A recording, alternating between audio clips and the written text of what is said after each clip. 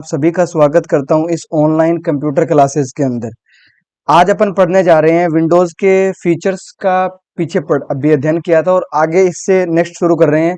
जितने भी operating system अब बच गए हैं, लगभग अपने ऑपरेटिंग सिस्टम कवर कर लिए हैं। एमएस डोस हुआ, विंडो हुआ, लाइनक्स हुआ, यूनिक्स हुआ, ये सारे कंप्लीट कर लिए हैं। अब उससे आगे का कंटिन्यू कर रहे हैं। ठीक है, तो नेक्स्ट देखते हैं। नेक्स्ट है इसके बाद में मोबाइल वाले ऑपरेटिंग सिस्टम। कौन से वाले? मोबाइल वाले जो ऑपरेटिंग सिस्टम आए थे ना, उनको कवर करते हैं। तो मोबाइल के अंदर पहला है, लगा लेते हैं एंड्रॉइड। किसके बारे में? एंड्रॉइड के बारे में। तो एंड्रॉइड लगभग आप सब जानते हो मोबाइल के अंदर आता है सबसे ज्यादा। तो ये आपको टेबलेट, स्मार्टफोन, स्मार्टफोन इनमें देखने को मिले थे। ठीक है, इसके अंदर आए थे कब? गूगल ने लॉन्च किया था। किसने? गूगल ने। गूगल ने लॉन्च किया था कब? 2007 के अंदर लॉन्च किया था गूगल ने। और किस पे बेस था ये? तो जो ऑपरेटिंग सिस्टम है लाइनेक्स, उस पे बेस था। लाइनेक्स पे बेस था। इसका ऑपरेटिंग सिस्टम किस पे बेस था? लाइनेक्स में। और 2014 के अंदर, जनवरी 2014, जनवरी 2014 के अंदर जो लेटेस्ट वर्जन था, लेटेस्ट वर्जन ऐसा पूछ लेते हैं बहुत बार कि 2014 के हिसाब से लेटेस्ट वर्जन कौन सा था? तो किटकेट था। KitKat, KitKat. ठीक है, क्या था? KitKat, KitKat. ठीक है, और ये एक ओपन सोर्स सॉफ्टवेयर है। Open source software. किस प्रकार का सॉफ्टवेयर है? ओपन सोर्स सॉफ्टवेयर है, फ्री ऑफ कॉस्ट अवेलेबल है, ऐसे। ठीक है, ओपन सोर्स सॉफ्टवेयर है। और अगर आपको ये जानना है कि 2025 के हिसाब से लेटेस्ट वर्जन कौन सा है, तो एंड्रॉइड 16। ठीक है, कब? जून 2025। जून 2025 के हिसाब से एंड्रॉइड 16 लेटेस्ट वर्जन है। ठीक है, उसके बाद में आए थे सिम्बियन। चलो नेक्स्ट स्लाइड पे देख लेते हैं इसको। नेक्स्ट स्लाइड पे जो दूसरा था उसका नाम था सिम्बियन। Symbian, Symbian. ठीक है, दूसरा कौन सा था? सिम्बियन। इसके बारे में जान लेते हैं। ठीक है, ये इनकी जो कंपनी थी उसका नाम था सिम्बियन लिमिटेड। ठीक है, लिमिटेड। सिम्बियन लिमिटेड ने इस ऑपरेटिंग सिस्टम को क्या किया था? मार्केट में उतारा था और स्मार्टफोन के लिए डिजाइन किया था। किसके लिए डिजाइन किया गया था? स्मार्टफोन के लिए। ठीक है, मोबाइल वाले ऑपरेटिंग सिस्टम पढ़ रहे हैं अपन। ठीक है, स्मार्टफोन के लिए क्या किया था? डिजाइन किया था। स्मार्टफोन के लिए क्या किया था? डिजाइन किया था। ये भी एक ओपन सोर्स सॉफ्टवेयर है। ओपन सोर्स सॉफ्टवेयर है। कहाँ कहाँ इनका यूज हुआ इसका? तो मोटरोला के अंदर हुआ, मोटरोला के अंदर हुआ था, नोकिया में हुआ था। नोकिया, इनको हिंदी में भी लिख सकते हो। ठीक है, मोटरोला, नोकिया, सोनी, सैमसंग के अंदर। ठीक है, इन सब के अंदर इसका यूज किया गया था। उसके बाद में अगर अपन तीसरा ऑपरेटिंग सिस्टम देखें तो आईओएस। ठीक है, आईओएस किन के अंदर यूज किया गया था और किस कंपनी ने बनाया था, ये भी देख लेते हैं। तो ये बनाया था एप्पल ने। इसने Apple, Apple, apple in corporation, incorporation, Apple incorporation ने। ठीक है, किसके द्वारा लॉन्च किया गया था? एप्पल इनकॉर्पोरेशन के द्वारा इसे लॉन्च किया गया था। और कहाँ कहाँ? आईफोन में इसका यूज किया गया, आईपैड में इसका यूज किया गया, और आईपोड्स के अंदर भी इसका यूज किया गया था। ठीक है, तीन चार जगह इसका यूज हुआ था। उसके बाद में बहुत ही सिक्योर और सबसे अच्छा जो माना जाता है वो है ब्लैकबेरी। ठीक है, ब्लैकबेरी ये सिक्योर है। ब्लैकबेरी, ब्लैकबेरी ही कंपनी थी और ब्लैकबेरी ही ऑपरेटिंग सिस्टम था। तो ब्लैकबेरी ऑपरेटिंग सिस्टम है, वो भी कौन सा? Mobile operating system. तो सबसे सुरक्षित, सुरक्षित माने जाने वाला ओएस, ओएस यानी ऑपरेटिंग सिस्टम। उसके बाद में किसने? ब्लैकबेरी कंपनी ने, ब्लैकबेरी कंपनी ने ब्लैकबेरी क्या निकाला था? ऑपरेटिंग सिस्टम निकाला था, ठीक है। और इसका जो इसमें क्या चीज सपोर्ट करती थी और लेटेस्ट वर्जन क्या था? तो इसका जो लेटेस्ट वर्जन है, लेटेस्ट वर्जन लेटेस्ट वर्जन था ब्लैकबेरी 10, ब्लैकबेरी 10, ठीक है। लेटेस्ट वर्जन ब्लैकबेरी 10 था और किस चीज को सपोर्ट करता था? WAP 1.2 को सपोर्ट करता था। अब आप बताइए WAP क्या है और उसकी फुल फॉर्म क्या है, कमेंट भी कीजिए, ठीक है। तो ये लगभग 4 ऐसे मोबाइल के ऑपरेटिंग सिस्टम हैं जो आपको पढ़ने बहुत ज़्यादा जरूरी है। और कौन कौन से इनके वर्जन आए थे वो भी मैं बता देता हूँ। इनके जो वर्जन के नाम है वो बहुत ही ज़्यादा शानदार है और सीक्वेंस वाइज आपको याद रखने जरूरी है, ठीक है।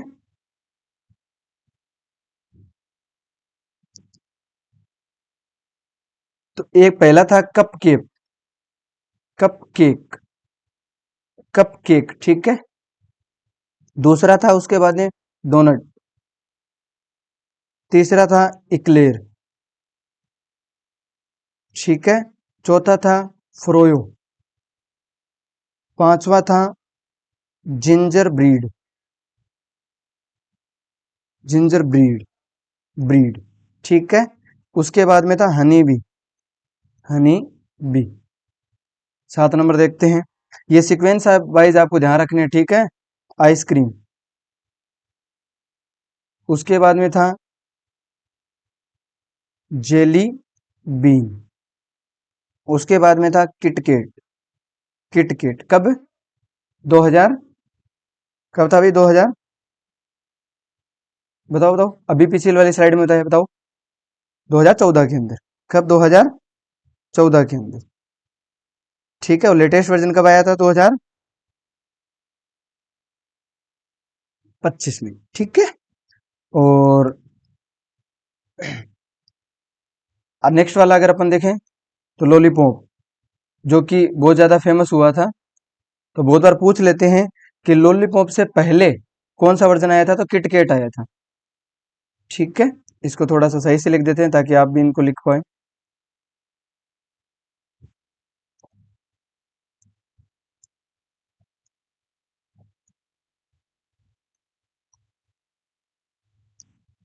चलो इसको चेंज कर लेते हैं वापस, ये चेंज कैसे हो गए, चलो ठीक है। इसके बाद में आया था मर्स मेलो, मर्स मेलो या फिर मार्स मेलो भी कह सकते हो, ठीक है। मार्स मेलो। उसके बाद है नोगट, नुगट, ऐसा मान लो, नुगट इसका प्रोनाउंस देख लो, ठीक है। ओरियो, ये सीक्वेंस वाइज है, ठीक है। ओरियो पाई, उसके बाद में Q10.0, उसके बाद में वेनिला। इस हिसाब से इनके लेटेस्ट वर्जन आगे बढ़ते गए थे, ठीक है। तो लगभग अपन ने सारे के सारे ऑपरेटिंग सिस्टम पढ़ लिए हैं, जितने भी ऑपरेटिंग सिस्टम है वो सारे के सारे क्या कर लिए हैं? कवर कर लिए हैं। अब एक नेक्स्ट शुरू हो रहा है जिसका नाम है लैंग्वेज ट्रांसलेटर, लैंग्वेज ट्रांसलेटर। अब क्या शुरू करें अपन? Language translator. अब जैसे अपने को हिंदी इंग्लिश का ट्रांसलेशन करना होता है, उसी तरह कंप्यूटर के अंदर भी ट्रांसलेटर लगे होते हैं, यानी अलग अलग प्रोग्रामिंग के लिए। किन के लिए? प्रोग्रामिंग के लिए। जो प्रोग्रामिंग लैंग्वेज होती है, प्रोग्रामिंग लैंग्वेज, मैं थोड़ा सा बता देता हूँ। जैसे अगर अपने को कोई भी सॉफ्टवेयर बनाना है, जैसे कैलकुलेटर बना है या कोई भी एप्लीकेशन आपके फोन में बना है या गूगल पे कोई भी वेबसाइट है, या तो कोई वेबसाइट ले लो या फिर कोई ऐप ले लो, ये जिस भी लैंग्वेज का यूज करके बने वो सारी की सारी क्या है? प्रोग्रामिंग लैंग्वेज है, ठीक है। तो प्रोग्रामिंग लैंग्वेज को कन्वर्ट करने के लिए ट्रांसलेटर बनाए गए थे, ठीक है। तो इन्हें कह सकते, क्या कह सकते हैं? भाषा अनुवादक, भाषा अनुवादक, ठीक है। Language translator. तो इसमें मेन काम क्या होता है? मेन काम होता है कि जो सोर्स कोड होता है, सोर्स कोड, उस सोर्स कोड को कन्वर्ट करना होता है ऑब्जेक्ट कोड में, ऑब्जेक्ट कोड। और उस ऑब्जेक्ट कोड को आप क्या कह सकते हो? मशीनी कोड कह सकते हो, ठीक है। अब मैं आपको इसको बता देता हूँ सोर्स कोड क्या होता है। जैसे एक प्रोग्रामर है, यानी उसको कोई कैलकुलेटर नाम का एप्लीकेशन बनाना है, क्या बनाना है? कैलकुलेटर नाम का एप्लीकेशन बनाना है। तो अब वो जो भी कोड लिख रहा है, जिस भी फाइल में जो कोड लिख रहा है, उस कोड को बोलते हैं सोर्स कोड। और उस कोड को कन्वर्ट करने के बाद जो मशीन को जो कोड समझ में आएगा उसे बोलते हैं ऑब्जेक्ट कोड। ये बहुत ही सिंपल है, एकदम आसान है, ठीक है। यानी एक प्रोग्रामर द्वारा लिखा गया कोड किसी भी सॉफ्टवेयर के लिए वो तो कहलाता है सोर्स कोड, और उस सोर्स कोड को कन्वर्ट करके किस में कन्वर्ट किया जाता है? मशीनी कोड में। तो मशीनी कोड इसलिए क्या, ताकि मशीन उसको समझ पाए। और उसके बीच के अंदर जो यूज होता है उसे बोलते हैं ट्रांसलेटर। जो उसको कन्वर्ट करता है उसको क्या बोलते हैं? ट्रांसलेटर बोलते हैं। और जो सोर्स कोड लिखा जाता है वो हमेशा हाई लेवल लैंग्वेज में लिखा जाता है। हाई लेवल लैंग्वेज जैसे जावा हुई, पाइथन हुई, सी हुआ, सी प्लस प्लस हुआ, जावास्क्रिप्ट हुआ, ये सारी की सारी क्या है? हाई लेवल प्रोग्रामिंग लैंग्वेज है, ठीक है। और इसके बीच में लगा हुआ है ट्रांसलेटर, ठीक है, ट्रांसलेटर। इसके बीच में ट्रांसलेटर लगा हुआ है। उस ट्रांसलेटर का काम है वो क्या है? लो लेवल लैंग्वेज में कन्वर्ट करना, यानी मशीनी लैंग्वेज, मशीनी लैंग्वेज में कन्वर्ट करना। तो ये सारा का सारा ट्रांसलेटर का काम होता है। जैसे अपन को अगर मान लो इंग्लिश समझ में नहीं आती तो अपन चाहेंगे कि गूगल पे जाएं, ट्रांसलेट कर ले, देन अपने को इंग्लिश समझ में आ जाएगी, हिंदी टू इंग्लिश या फिर कोई भी लैंग्वेज को कन्वर्ट कर सकते हैं, ठीक है। इसी तरह जब प्रोग्रामिंग लैंग्वेज को कन्वर्ट करने की बात आती है तो वहां ट्रांसलेटर का यूज किया जाता है। तो सोर्स कोड क्या होता है? जो प्रोग्रामर द्वारा लिखा गया कोड होता है, यानी जिसे इंसान समझ सकते हैं, उसको अपन बोलते हैं सोर्स कोड। नेक्स्ट देखते हैं कितने प्रकार के होते हैं। ये 3 प्रकार के होते हैं। कितने प्रकार के होते हैं? 3। ट्रांसलेटर कितने प्रकार के होते हैं? 3 प्रकार के। असेंबलर, कंपाइलर, और एक आता है इंटरप्रेटर। Assembler, compiler, interpreter. अब असेंबलर, कंपाइलर, इंटरप्रेटर के अंदर जो असेंबलर है, असेंबलर की अगर अपन बात करते हैं, असेंबलर नाम से पता लग रहा है असेंबली लैंग्वेज को मशीनी लैंग्वेज में बदलेगा। किसको? लैंग्वेज को, असेंबली। असेंबली जो भी लैंग्वेज है उस लैंग्वेज को किस में कन्वर्ट करेगा? मशीनी लैंग्वेज में। किस में कन्वर्ट करेगा? मशीनी लैंग्वेज में कन्वर्ट करेगा। उसे क्या बोलेंगे अपन? ट्रांसलेटर बोलेंगे, ठीक है। असेंबली लैंग्वेज को मशीनी लैंग्वेज में कन्वर्ट करने के लिए किसका यूज करेंगे? असेंबलर, ट्रांसलेटर का, ठीक है। अब असेंबली लैंग्वेज क्या होती है बता दी गई है, लेकिन फिर भी एक बार बता देता हूँ। निमोनिक लैंग्वेज या फिर सिंबॉलिक लैंग्वेज। कौन सी? निमोनिक, निमोनिक लैंग्वेज या फिर सिंबॉलिक लैंग्वेज। तो मशीनी लैंग्वेज बहुत ज्यादा हार्ड थी, उसके लिए बनाया गया था असेंबली लैंग्वेज को, ठीक है। अब जो निमोनिक लैंग्वेज का मतलब क्या होता है?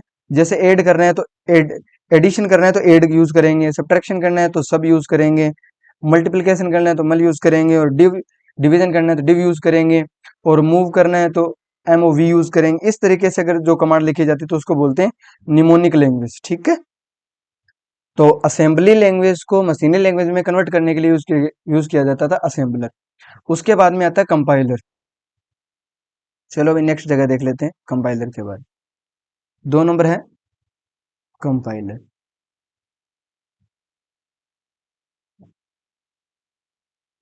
कंपाइलर क्या होता है?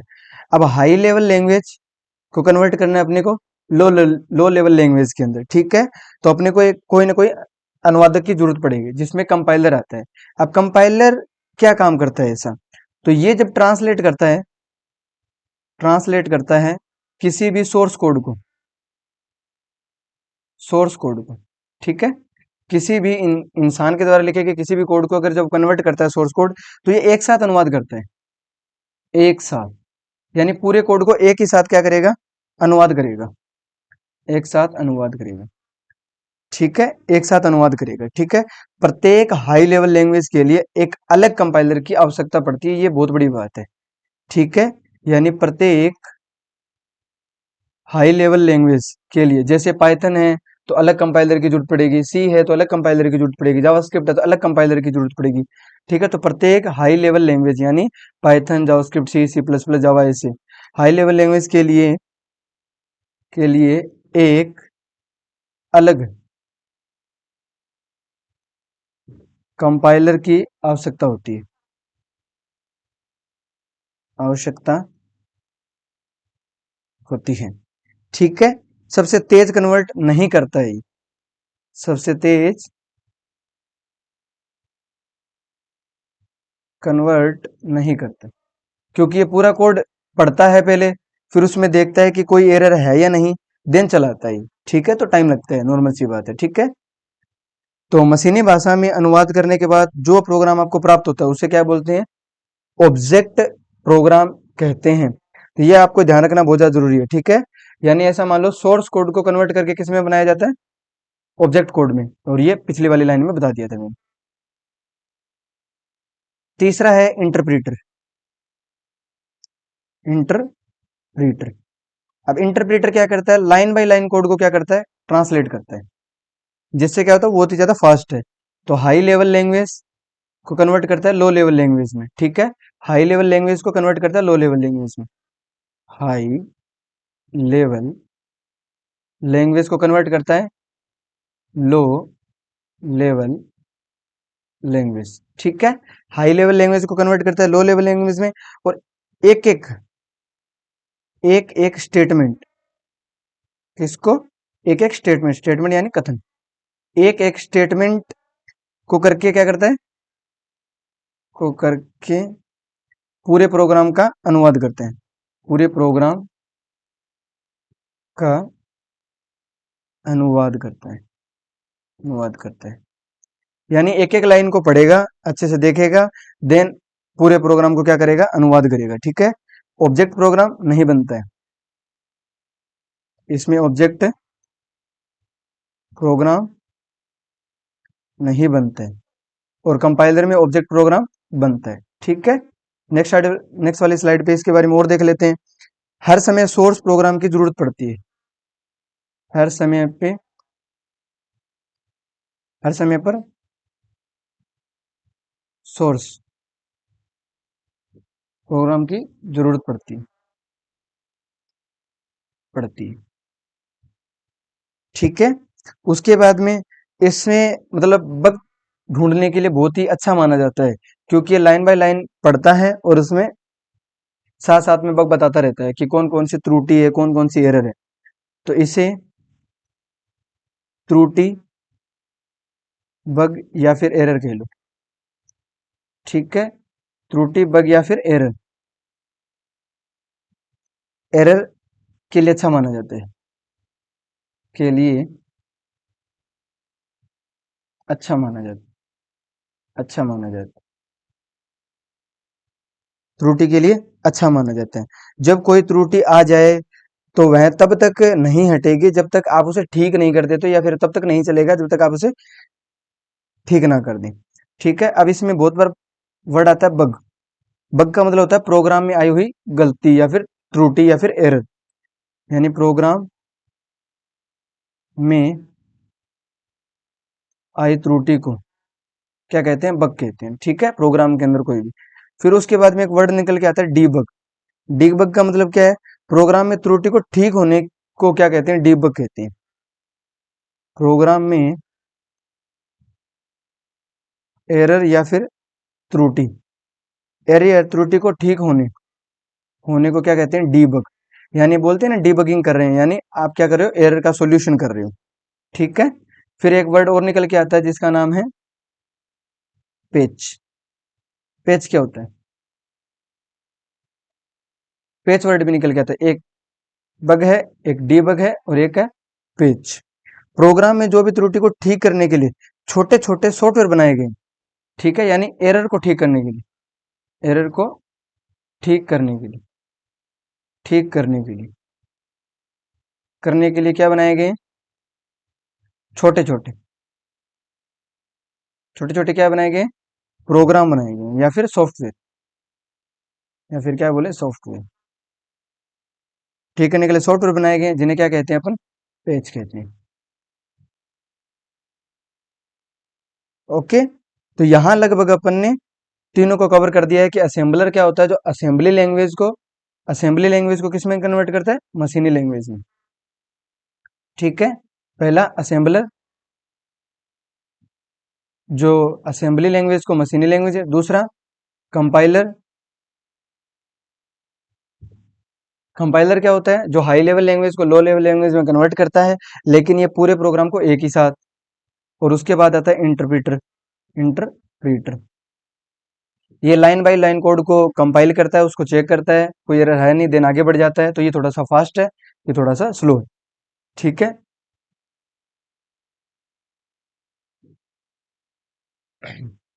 नेक्स्ट देखते हैं कौन कौन सी एरर होती है। एरर के बारे में देख लेते हैं। वैसे तो अलग अलग प्रोग्रामिंग लैंग्वेज के हिसाब से एरर डिसाइड है, लेकिन फिर भी अपन कुछ देख लेते हैं, जैसे सिंटेक्स एरर। ठीक है, सिंटेक्स में कोई गलती होने की वजह से जो एरर आती है उसको बोलते हैं syntax error. Run time, run time error, जब प्रोग्राम को एग्जीक्यूट किया जाता है, जब प्रोग्राम को चलाया जाता है, उस टाइम को एरर आती है, उसे बोलते हैं रन टाइम एरर। तीसरा आता है लिंकिंग एरर, जब मल्टीपल फाइलें ऐड हो रही होती है, लिंक हो रही है, उस टाइम जो एरर जनरेट होता है उसे बोलते हैं लिंकिंग एरर। और चौथा है लॉजिकल, यानी आपने कोई लॉजिक लिखा है, उसमें कोई दिक्कत है तो तब आती है लॉजिकल एरर।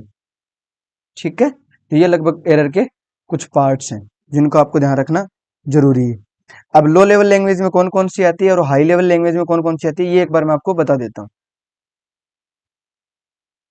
तो जैसे इधर साइड लिख लेते हैं लो लेवल लैंग्वेज और इस साइड लिख लेते हैं हाई लेवल लैंग्वेज। कौन कौन सी लैंग्वेज है जो लो लेवल है और कौन कौन सी है जो हाई लेवल है। अब इसमें तो दो ही है, एक तो असेंबली, असेंबली लैंग्वेज, और एक है इसमें मशीनी लैंग्वेज। ये दोनों के दोनों क्या है, लो लेवल लैंग्वेज है। और हाई लेवल लैंग्वेज काफी है, जैसे सी प्लस प्लस हुई, जावा हुआ, कोबोल हुआ, कोबोल हुआ, फोर्ट्रेन हुआ, फोर्ट्रेन। ठीक है, लिप्स हुआ, लिस्प, लिस्प सॉरी। ठीक है, PL1 हुआ, ये अलग अलग है। एसक्यूएल हुआ, ओरेकल, अब ये डेटाबेस है। ठीक है, और यहाँ पे नो एसक्यूएल,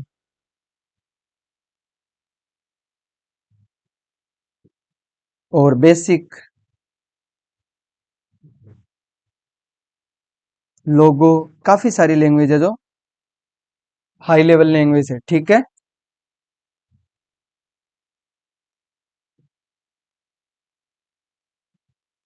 तो ये सारी अपन क्या कह सकते हैं, हाई लेवल लैंग्वेज है।